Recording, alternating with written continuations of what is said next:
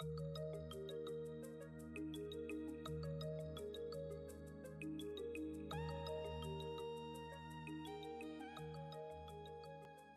great deal of the migration that is happening is based on basic needs, and certainly people who are looking to find employment, who are looking to improve their situation. And it's largely because they're coming from situations of a great deal of poverty, as well as a lack of opportunities and of employment and of other social protections.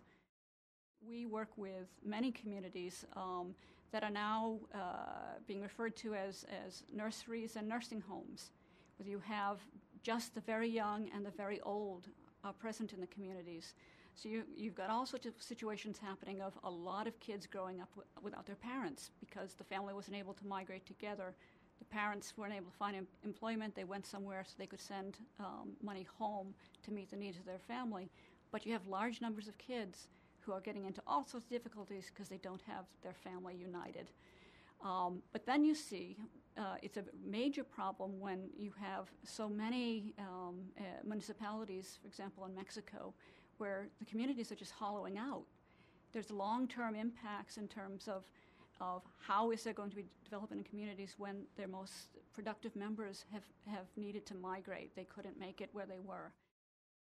One of the visits that I made to the area, we met with a number of migrants who were about to cross over, and the program that we work with was explaining just how dangerous it is, just how difficult, just how much their lives were at risk.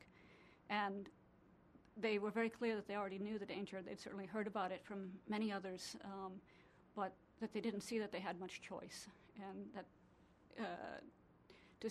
I just remember two people of one man who was talking about how his children were hungry. He couldn't go home, in his perspective, and of another girl who, she must have been a teenager, about 18, 19, and she was very appreciative that we and the priest who was with us prayed with the group.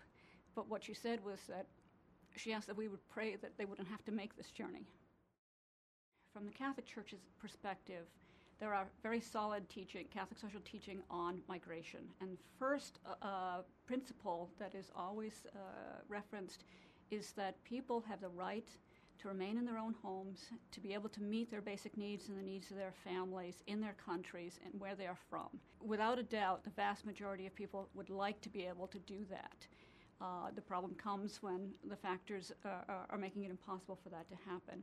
It's only after that we start to talk about the right to migrate and the right for people to be able to go to where they can meet those basic needs.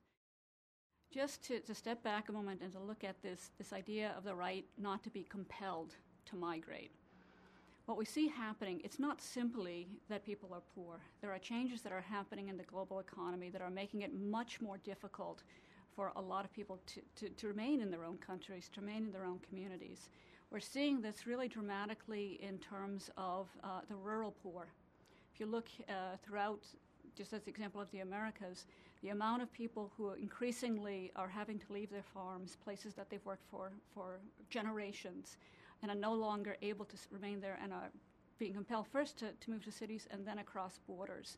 This ties very much into materials in the campaign on trade issues and looking at why are people having to move? What is happening to their livelihoods? What is happening to them to be able to survive?